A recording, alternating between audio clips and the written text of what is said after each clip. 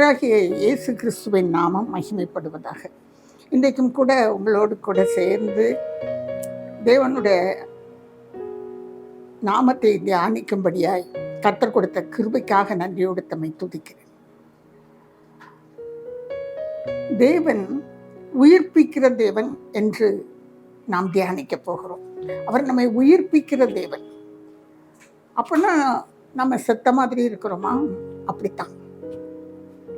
உளையான சேற்றிலும் ஆழமான குழியிலும் அகப்பட்டு என்ன செய்கிறோம் என்று அறியாமல் வாழ்க்கையில ஓடிக்கொண்டிருக்கிற நம்மை அவர் உயிர்ப்பிக்கிறவராக வந்தார். அதற்காகவே பரத்திலிருந்து தன் பிதாவிடத்தில் வலது பரசத்திலே சந்தோஷமாய் இருந்த அவர் அனுப்பப்பட்டார். சங்கீதங்களின் புத்தகம் 80வது சங்கீதம், ஆசாப் என்ற தலைவன் எழுதின அந்த சங்கீதத்திலே 18வது வசனத்தை நான் உங்களுக்காக வாசிக்கிறேன். அப்பொழுது உம்மை விட்டு பின்வாங்க மாட்டோம், எங்களை உயிர்ப்பியும், அப்பொழுது உமது நாமத்தை தொழுது கொள்வோம். அப்பொழுது உம்மை விட்டு பின்வாங்க மாட்டோம். எப்பொழுது பின்வாங்க மாட்டோம்? 17வது வசனத்தை வாசித்து பாருங்கள்.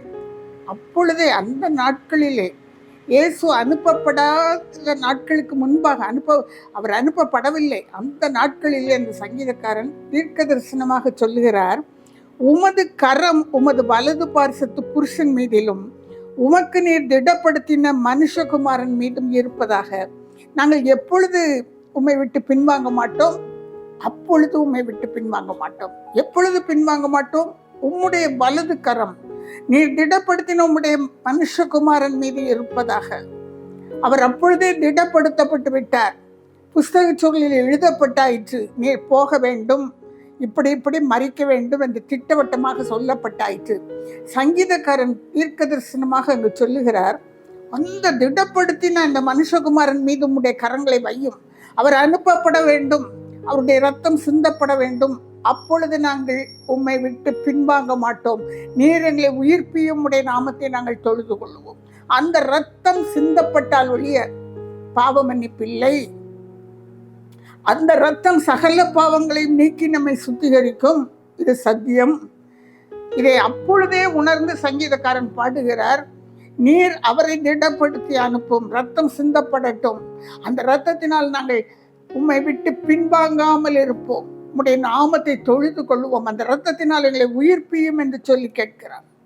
பிரியமான தேவனுடைய பிள்ளைகளை, எபேசியருக்கு பவுலடிகள் எழுதும் பொழுது 2வது அதிகாரம் 1வது வசனத்தில் திட்டவட்டமாக எழுதுகிறார், அக்கிரமங்களினாலும் பாவங்களினாலும் மரித்து போயிருந்த உங்களை அவர் உயிர்ப்பித்தார். யாரை உயிர்ப்பித்தார்? அக்கிரமத்திலும் பாவத்திலும் மரித்து போயிருந்த நம்மை அவர் உயிர்ப்பித்தார்.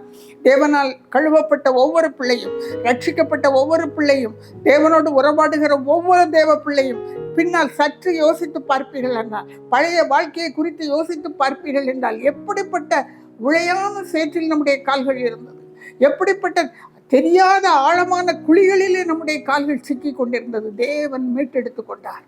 தேவன் அந்த சகல பாவங்களையும், மிக தீர்க்க புத்தகத்தில் கடைசியிலே வாசிக்கிறோமே, அவர் தமது முதுகுக்கு பின்னாக சமுத்திரத்திலே அதை எரிந்து போட்டாராம்.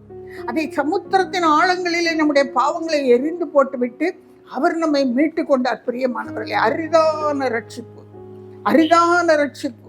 அவர் மீட்டு கொண்டார், அவர் உயிர்ப்பித்தார்.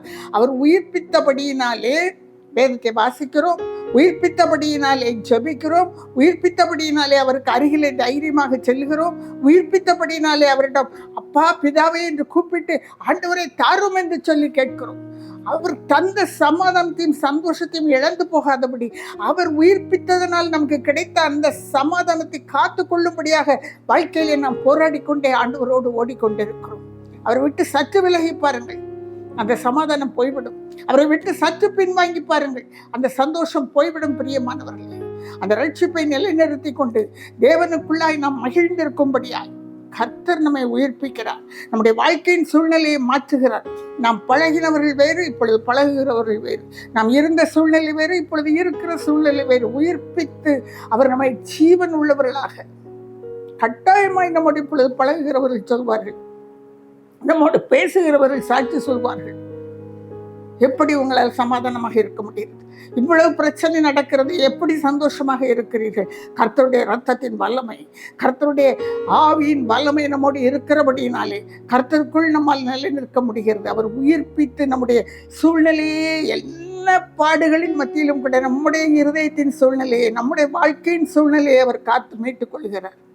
பிரியமான தேவனுடைய பிள்ளையே, தம்முடைய இரத்தத்தினால் மாத்திரமல்ல, அவருடைய நாமம் வார்த்தை என்று சொல்லப்படுகிறது. அவருடைய நாமமே வார்த்தை. தேவனுடைய நாமம் வார்த்தை என்று வெளிப்படுத்தின விசேஷத்தில் நாம் வாசிக்கிறோம். அந்த வசனத்தினால், அந்த வார்த்தையினால் அவர் நம்மை உயிர்ப்பிக்கிறார். அவர் சாதாரணமாக சூழ்நிலையை மாத்திரம் மாற்றவில்லை, உயிர்ப்பித்தார், உயிரையே கொடுத்தார். நாயின் ஒரு வாசலிலே பாடையிலே பிணமாக வந்து கொண்டிருந்த வாலிபனை பார்த்து, வாலிபனே எழுந்திரு என்று சொன்னார். அவள் எழுதினான். அவங்க உயிரை கொடுக்கிறார். லாசருவே வெளியே வா என்று சொல்கிறார். அந்த வார்த்தை உள்ளே போய் வல்லமையாய் லாசருவை வெளியே கொண்டு வருகிறது. சிறுபெண்ணே எழுந்திரு என்று சொல்கிறார். மரித்து கிடந்த சிறுபெண் எழும்புகிறாள். வார்த்தை வல்லமை உள்ளதாய் அங்கு கடந்து சென்று உயிரை கொடுக்கிறது. அந்த சூழ்நிலைகளை யோசித்து பாருங்கள். தாய்க்கு ஒரே மகன், அவள் கைப்பெண், கணவன் கிடையாது. கதறி அழுது கொண்டு அவள் வருவதை பார்த்து ஊரே அழுது கொண்டு வருகிறது. ஊரே அவளுடைய நிலைமையை பார்த்து அழுது கொண்டு வருகிறது. இப்பொழுது அவன் உயிரடையும் பொழுது அங்கு உயிர்ப்பிக்கப்படுகிறார்கள். எல்லாரும் உயிர்ப்பிக்கப்படுகிறார்கள். எல்லாரும் அப்பா என்று உயிர்ப்பிக்கப்படுகிறார்கள். அவள் உயிர்ப்பிக்கப்படுகிறாள். தன்னால் இனியும் வாழ முடியும் என்ற நம்பிக்கை அவளுக்குள்ளாய் உயிர்ப்பிக்கப்படுகிறது. மகனை திரும்ப அவளுடைய கையிலே ஆண்டவர் ஒப்படைக்கிறார். லாசருவே வெளியே வா என்று சொல்லி கூப்பிட்டு அந்த குடும்பத்தை உயிர்ப்பித்தார். அந்த இடத்தில் நின்றவர்கள் எல்லாரும், ஐயோ இவர் இங்கே இருந்திருந்தா இவன் செத்திருக்க மாட்டானே, இவனை உயிர்ப்பித்திருக்கலாமே, இவருக்கு உயிர் கொடுத்திருக்கலாமேன்னு சொல்லி பேசி கொண்டிருக்கும் பொழுது லாசருவை வெளியே கொண்டு வந்தவர் நிறுத்தின பொழுது அதன் நிமித்தமாய் அங்கிருந்த யூதர் எல்லாரும் அவர் மேல் நம்பிக்கை வைத்தார்கள் என்று வேதம் சொல்கிறது. பிரியமான தேவனுடைய பிள்ளையே, ஆண்டவர் அற்புதங்களை செய்யும் பொழுது அந்த இடம் உயிர்ப்பிக்கப்படுகிறது. ஆவி, ஆத்துமா, சரீரம் உயிர்ப்பிக்கப்படுகிறது, மறுமலர்ச்சி அடைகிறது. நாம் அப்பா பிழைத்து விட்டோம் என்று சொல்லும்படியாய் கர்த்தர் சூழ்நிலைகளையே மாற்றுகிறவராக இருக்கிறார், உயிர்ப்பிக்கிறார். அவருடைய வார்த்தை, அவருடைய வசனம் ஆவியாயும் ஜீவனுமாய் இருக்கிறது. அது நம்மை உயிர்ப்பிக்கிறது. பிரியமானவர்களே, வேதம் சொல்லுகிறது, பவுலடிகள் கொரிந்தியருக்கு 2வது நிருபத்தை எழுதும் பொழுது 3வது அதிகாரம் 6வது வசனத்தில் இப்படியா எழுதுகிறார், எழுத்து கொல்லுகிறது, நியாயப்பிரமாணம் கொல்லுகிறது, ஆவியோ உயிர்ப்பிக்கிறது என்று சொல்லி தம்முடைய ஆவியினால், பரிசுத்த ஆவியினால் அவர் உயிர்ப்பிக்கிறார். தம்முடைய இரத்தத்தினால் உயிர்ப்பிக்கிறார். தம்முடைய வார்த்தையினால், வசனத்தினால் உயிர்ப்பிக்கிறார். தம்முடைய பரிசுத்த ஆவியினால் உயிர்ப்பிக்கிறார். இயேசு நடந்த நாட்களிலே அவருடைய வார்த்தை வெளிவந்தது. அவர் நடந்து தெரிந்து அற்புதங்களை செய்தார். இப்பொழுதோ அவர் நமக்கு பரிசுத்த ஆவியானவரை அனுப்பி ஆவியானவர் மூலமாக நம்மை உயிர்ப்பிக்கிறார். பிரியமானவர்களே, நிக்கோதேமு என்ற ஒரு மனிதன், பரிசேயன், யூதருக்குள்ளே அதிகாரியாய் இருந்தவன், அவன் ஆலோசனை சங்கத்தில் இடம் பெற்றிருந்தவன். அந்த போதகர், அவரை போதகர் என்று வேதம் சொல்லுகிறது. யோவான் 3 அப்படி வாசிக்கிறோம். அவர் ஒரு நாள் இரவிலே இவர்தான் மேசியாவோ என்று பார்ப்பதற்கு அவருடைய கிரியைகளை பற்றி அறிந்தபடியாலே அங்கு கடந்து போகிறார். அந்த இடத்திலே இயேசு அவரோடு கூட மறுபடியும் பிறப்பதை குறித்து பேசுகிறார். நிக்கோதேமு போதகர் தான், ஆனால் அந்த நாட்களிலே இதை அறிந்திருக்கவில்லை.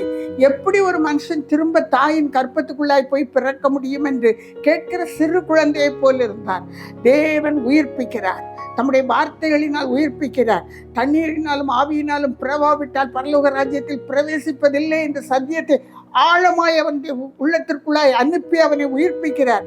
இந்த மனிதன் உயிர்ப்பிக்கப்பட்டதை பின்பகுதியிலே நாம் பார்க்கலாம். பிரியமானவர்களே, யோவான் எழுதின சுவிசேஷம் 7வது அதிகாரம் 50வது வசனத்திலே 3 ஆண்டுகளுக்கு பிறகு, அவரை சந்தித்து 3 ஆண்டுகளுக்கு பிறகு சனகரிப் சங்கத்திலே எழும்பின் என்று பேசுகிறார்.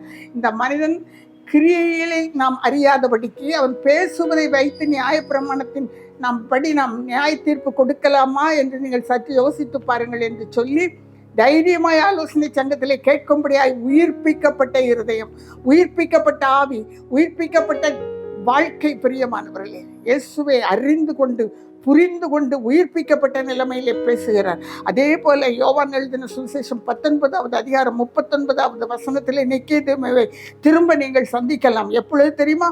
இயேசுவின் சரீரம் இறக்கப்பட வேண்டும். அரிமத்தியா ஊரானாகிய யோசேப்பு வந்து இறக்கும் பொழுது இவரும் கூட இருந்து 100 ராத்தல் வெள்ளை போலவும் கரிய போலவும் கலந்து கொண்டு வந்து தேவனை மகிமைப்படுத்துகிறார். ஊரறிய அந்த இடத்திலே நான் அவருடைய சீஷன் தான், அவரால் உயிர்ப்பிக்கப்பட்டவன் தான், அவர் இப்பொழுது மரித்தாலும் அவர் பிழைப்பார் என்ற சந்தோஷத்தோடு அங்கு 100 ராத்தல் வெள்ளைப்போளத்தை கொண்டு வந்து அவரை கனப்படுத்தி ஊரறிய எடுத்துக்கொண்டு போகிறார். பிரியமான தேவனுடைய பிள்ளையை, ஆண்டவரால் உயிர்ப்பிக்கப்படும் பொழுது, ஜீவன் பெறும் பொழுது, ஆவி ஆத்துமா சரீரம் ஜீவன் பெறும் பொழுது அதை மறைக்க முடியாது. அது வெளிப்படும், அது ஊரறிய வெளிப்படும், உலகம் அறிய ஜனங்கள் அறிய அது வெளிப்படும். அவருடைய ஜீவன் அத்தன்மை அது மறைத்து வைக்க முடியாது. பிரியமானவர்களே, அப்படித்தான் அவர் தம்முடைய சீஷர்களை உயிர்ப்பித்தார். பரிசுத்த ஆவியின் மூலமாக அவர்கள் எல்லாரும் போய் மேல் வீட்டார்களை காத்திருக்கும் பொழுது ஆவியானவர் பலமாய் இறங்கினார்.